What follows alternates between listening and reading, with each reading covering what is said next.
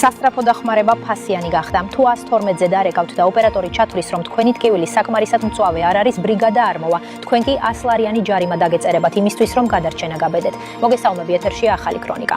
ჯანდაცვის სამინისტროს 505 დადგენილებით თქვენი სიცოცხლე ფერებად დაკვეს. წითელი, ნარინჯისფერი და მწვანე. თუ გული გაწუხებთ, მაგრამ ჯერ კიდევ ლაპარაკობთ, თქვენ მწვანე კატეგორია ხართ. ეს ნიშნავს, რომ სასტრაფო არ მოვა. ხოლო თუ მაინც გამოიძახებთ და ექიმი ჩათვლის, რომ წნევა გქონდათ და პოლიკლინიკაში უნდა მისულიყავით, ადმინისტრაციულ სამართალდარღვევათა კოდექსის 173 მუხლით მომენტალურად გიწერთ 100 ლარიან ჯარიმას სკალპ გამოძახებაზე.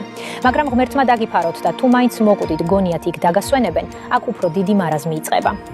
საკრებულოს 21 დადგენილებით და ახალი ინვენტარიზაციის წესით თქვენი საფლავი აღარ არის თქვენი მუდმივი განსასვენებელი. ეს დროებითი იჯარაა. საფლავზე ყოველწლიური მოვლის მოსაკრებელი დაწესდა. არ გადაიხდიან თქვენი პატრონები ამ ქირას. სახელმწიფო მოვა, ამოგთხრით და თქვენს ადგილს სხვაზე გაპიდის. მკვდრებსაც კი აყაჩაღებენ. სქემა დახურულია. ცოცხალი ხარ, გაჯარიმებენ, რომ დახმარება არ ითხოვო. მოკვდი, საფლავიდან გაგდებენ თუ ფულს არ იხდი. ეს აღარ არის ქვეყანა, ეს არის სასაკლაო, სადაც თქვენი ბოლო ამოსუნთქვაც კი ვიღაცის ბიზნეს გეგმაა. იმედია შევხვდებით იმედზე, თუ მანამდე ყურებზე ჯარიმა არ დაგიწესეს. დარჩი ჩვენთან, თუ ვინდა გაიგოს სიმართლე, რომელსაც სხვები მალავენ. სანამ ბოლო ამოსუნთქვაზეც კი რა დაგიწესეს.